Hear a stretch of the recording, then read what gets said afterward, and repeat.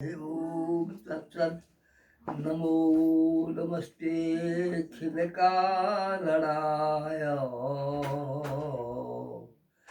महाधिदेवाय नमो नमस्ते। ओम असुरित बलधामम हैमशिलाभदेहम धनुर्बल कृशानुं ज्ञानिनामग्रगण्यम् सकल गुण निधानम वानराणामधीशम रघुपति प्रिय भक्तम बात जातं नमामि। मूकं करोति वाचालं पंगुं लंघयते गिरिं यत्कृपातमहं वन्दे परमानंद माधवम। एकटा आइ हम से इंद्रिय संजम सँ मनुष्य जीवन सार्थक भऽ जाइ छै, ताहि संबंधमे कनेक अपन मनोभाव हम व्यक्त करब। सौन्दर्यक प्रतिमूर्ति मथुराक एकटा नर्तकी के संबंध में ओकर नाम छलै वासवदत्ता। ओ अपन अट्टालिका पर सँ एक भिक्षा पात्र लेने मुंडित मस्तक, कपारमे केश नहि छलैए, भिक्षुक पर ओकर दृष्टि पड़लै ओहि वासवदत्ताके, जे पियर कपड़ा से धारण केने छलाह।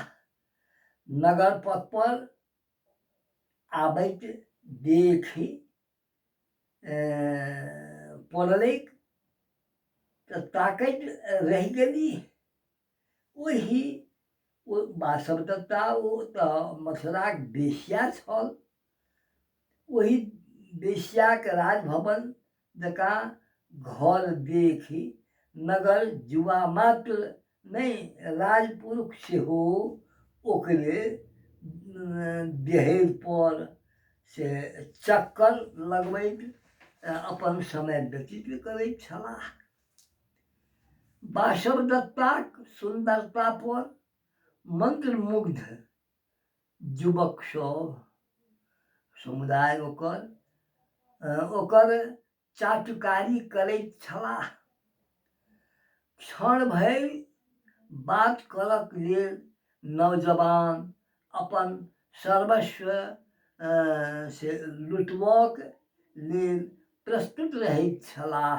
एहन ओकर सुंदरता, आकर्षण आ ओकर वासना पूर्ण वचन प्रवचन से सुनैत रहै छलाह।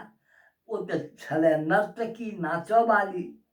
भिक्षुकके जहन ओ देखै छथि तऽ उन्मत्त प्राय भऽ गेली। आब की दिमागमे अयलनि, आब ओहिना से कि ना से श्रीमद् भागवतमे छै जे एकटा बेश्याक चर्चा, जे ओ अहाँके आशा ही परमम दुखम, या श्लोक छै। आशा ही परमम दुखम नैरास्यम परमम सुखम कांताशाम च परित्यज्य सुखम सुखाप पिंगला। ओ जीवन भरि अपन से वृत्तिमे लागल छल, परंतु एक राति ओकरा लग केओ ओकरा देखऽ सुनऽ लेल नहि आबि सकलै। ओहि दिन ओकरा आत्मबोध भऽ गेलै जे आशा जे छी से दुखक घर छी, निराशा जे छी सएह सुखक साधन छी। ई कहि भगवानमे लागि गेल आ अपन जीवनके सार्थक कऽ लेलक। एक एक छोट छोट नीच नीच कर्म करऽवला लोकक सेहो प्रवृत्ति बदलि जाइ छै जेना, तहिना हमरो अहाँके जीवनके सार्थकताके लेल अपन प्रवृत्ति बदलबाक चाही। अति सौम्य मुखवाली ओ नर्तकी भिक्षुकके मुँहे दिस ताकैत रहि गेली। क्षण भरिमे सीढ़ीसँ उतरि कऽ अपना दरवाजा पर आबि गेली है। यथाशीघ्र भिक्षुक के पुकारक लेल, बजबक लेल हुनकर प्रवृत्ति भेलनि। ओ आबि कऽ नर्तकी लग ओ जे भिक्षुक से ठाढ़ है, अपना भिक्षा पात्र आगाँ बढ़ौलनि। देखियौ, विषय तऽ नहि उच्च बुझाइ छै, लेकिन कर्तव्यशीलता कतेक नमहर होइ छै से बात एहि कथासँ बुझऽमे आयत। नर्तकी कहलकनि जे अहाँ ऊपर पात्र ऊपर आके यद्यपि सलज्ज गणिका अपन बात हुनका सुनौलक। ई हमर भवन सारा संपत्ति हम स्वयं आब अहाँके भिक्षा पात्रमे अटत कि नहि अटत से कहैत अहाँ भिक्षा पात्रमे राखऽ लेल चाहै छी। हमरा स्वीकार कयल जाओ, हमर जीवन से व्यर्थ भऽ गेल। भिक्षुक कहलकनि जे हमरा धर्म भिक्षा चाही, कारण भिक्षाक समय आब नहि रहल। तथागत भगवान अहाँके कल्याण करथ। हम फेर अहाँ लग आयब। मस्तक उठा कऽ ऊपर देखैत बेधक दृष्टिसँ नर्तकी दिशा ताकैत की सोच विचार केलक ईश्वर जाने। ओ पुछलक अहाँ कहिया आयब। उत्तरमे ओ समय अयला पर ओ कहलखिन जे समय अयला पर हम आयब। ई कहिके से जा धरि नजरसँ देखैत रहल ता धरि दोसर से ठाम दृष्टि ओहि वासवदत्ताके नहि गेलैक। वासवदत्ता दुराचारसँ, घाव पीब, दुर्गन्धसँ पीड़ित रोगग्रस्त छल। घृणासँ लोक नाक बन्द कए बगलसँ जाइत छल। निराश्रित क्षीण संपत्ति रास्ता पर पड़ल छलीह, केओ देखऽवाला नहि छलैक। भिक्षु अयलाह, ओकर शरीरक घाव धोबऽ लागलाह आ अहाँ एखन अयलहुँ कहलखिन। ओ वासवदत्ता कहलकनि जे अहाँ एखन अयलहुँ, हमरा लग आब की किछु नहि अछि। हमरा लगमे आब किया अयलहुँ। हमर न यौवन अछि, न हमर सौन्दर्य अछि, न संपदा अछि। सब नष्ट भऽ गेल, आब किछु नहि रहल। आब की लेब कहैत आँखिसँ झरझर झरझर नोरक धार बहऽ लागलैक ओहि वासवदत्ताके। भिक्षुक कथन भेलैक जे हमरा आबैके समय एखन भेल। धर्मक शांतिप्रद उपदेश देनाइयो आरम्भ केलकै।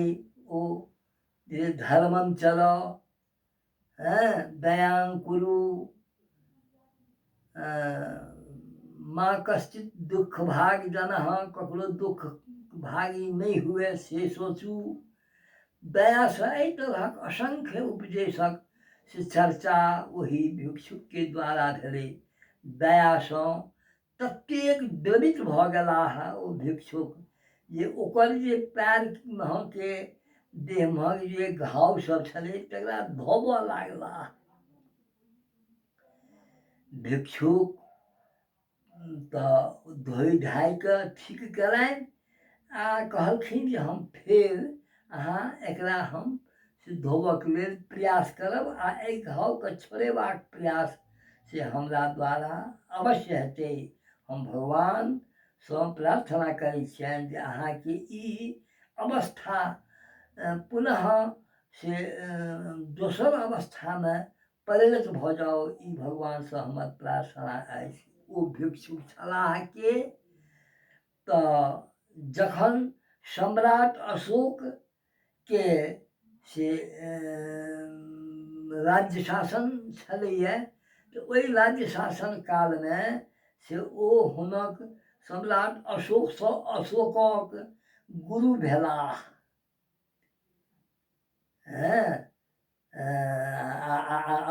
गुरु भेलाह तेँ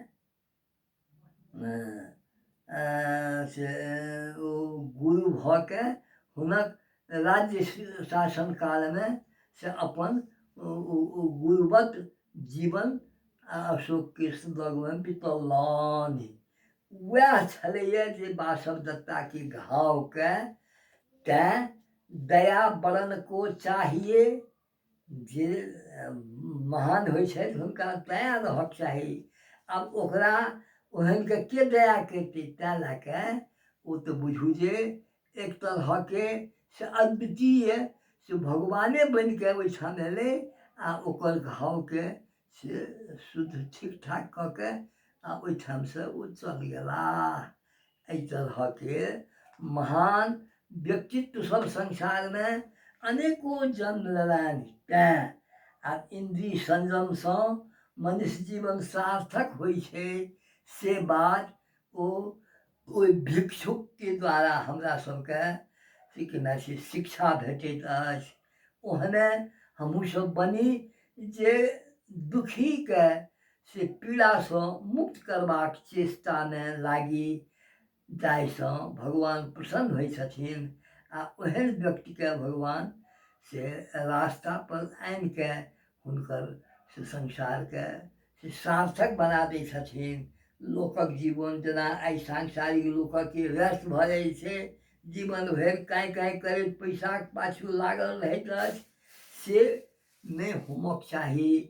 पाइ तऽ ओतबे आवश्यक छै जतेक भोजन बसन घर इत्यादिमे लागि जाए, ओहिसँ फाजिलमे ध्यान नहि दिए आ परोपकारमे से लागल रही। किया तऽ लिखल छै परोपकाराय शताम विभूतयः। सज्जन व्यक्ति स्वभावके से काज की होइ छै परोपकार। परोपकारमे जीवन बिताबी तऽ से ओहिसँ भगवान प्रसन्न भऽ कऽ हुनका जीवनके सार्थक बना दैत छथिन। बस एतेक कहैत हम से ओहि परब्रह्म परमेश्वर भगवान कृष्णक से स्मरण करैत आ समस्त संसारके सर्वे भवन्तु सुखिनः, सब सुखी हुए, सब निरोग रहै आ सभक कल्याण सदा होइत रहे, से यदि हमहूँ देखी आ हमरा नजर पर आबै तऽ हमर आत्मा अत्यंत सुखी भऽ जायत। वे संत निरामया सर्वे भद्राणि, सभक कल्याण देखी ई हमरा से उदात्त व्यक्तित्व, महान व्यक्तित्वके ई से नेपाल तथा भारतक व्यक्तित्व सब जे छथि से एही भावनासँ ओतप्रोत छथि। तेँ हमरो भावना ओहने हुए, हमहूँ ओहने होइ आ समस्त संसार निरोग कल्याणमय, कहियो ककरो दुखी नहि देखी, से भावना सहित हम एखन एहि प्रवचनके से अन्त करऽके से लेल से उद्यत छी। श्री कृष्णार्पणमस्तु, श्री गोविन्दार्पणमस्तु, श्री रामार्पणमस्तु।